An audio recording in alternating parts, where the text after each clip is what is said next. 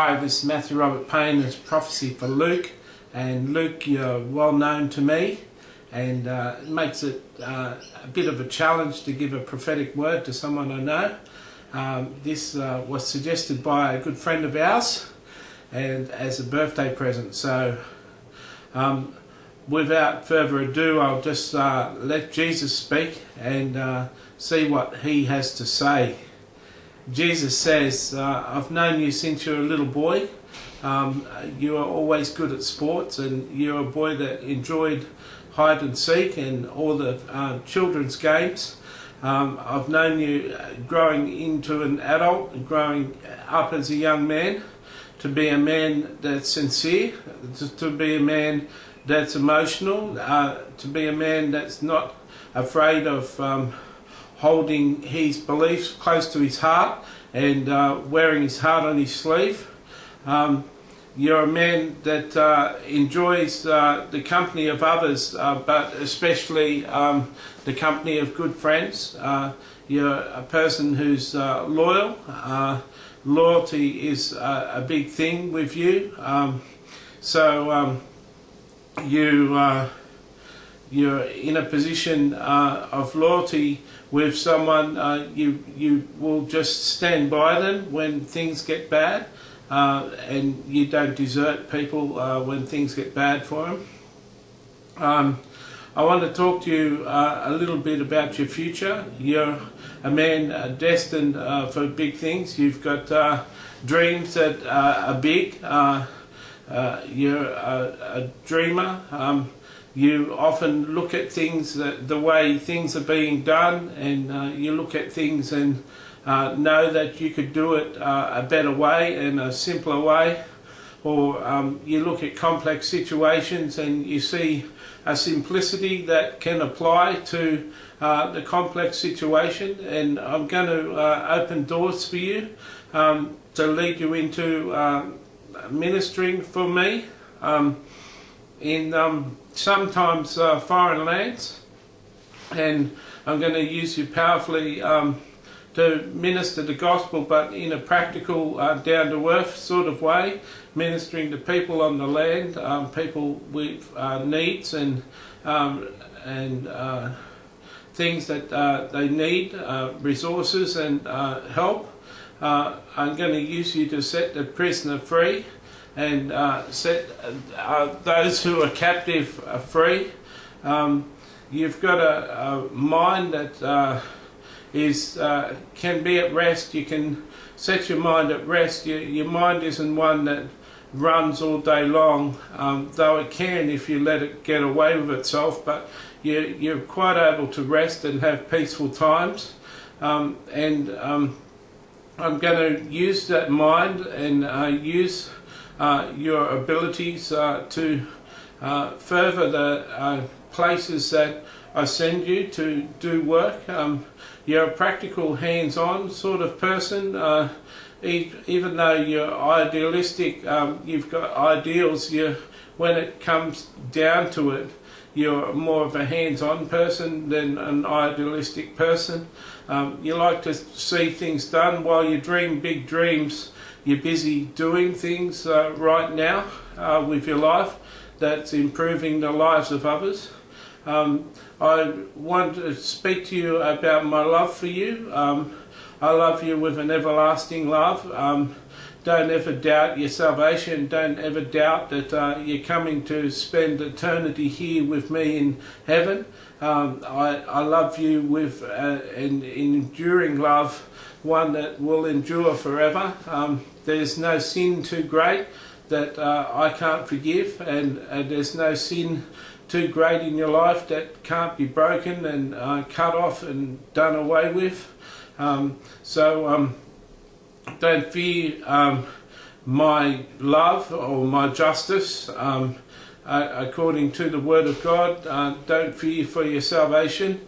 Don't have any doubts that you're not coming to heaven when all is said and done.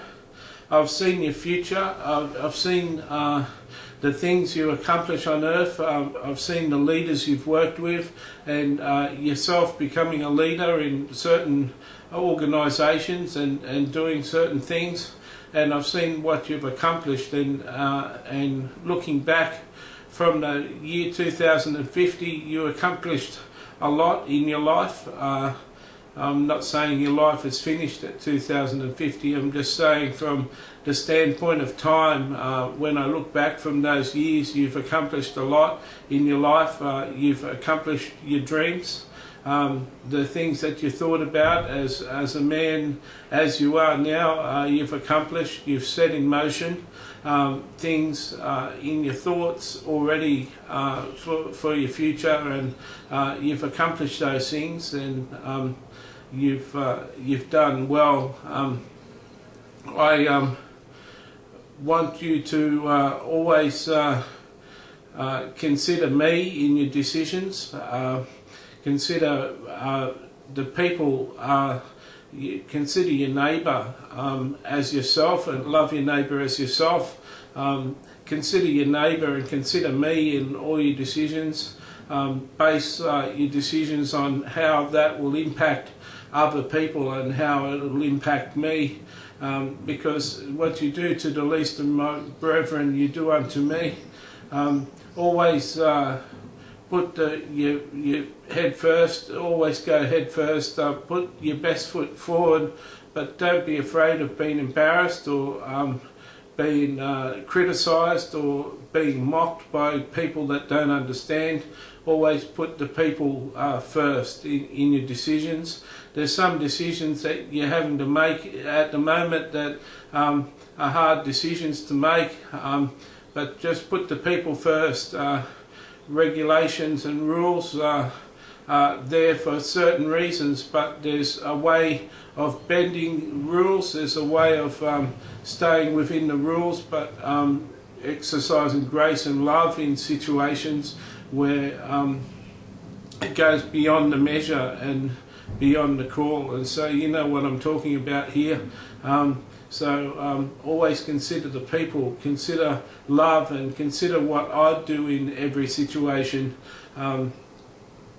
Always be like that. Consider emotionally, consider the people. Always love the people and do what's best for the people. Salvation, the message of salvation is secondary to everything. You don't need to be telling every person that they need to be saved and they need to be a Christian.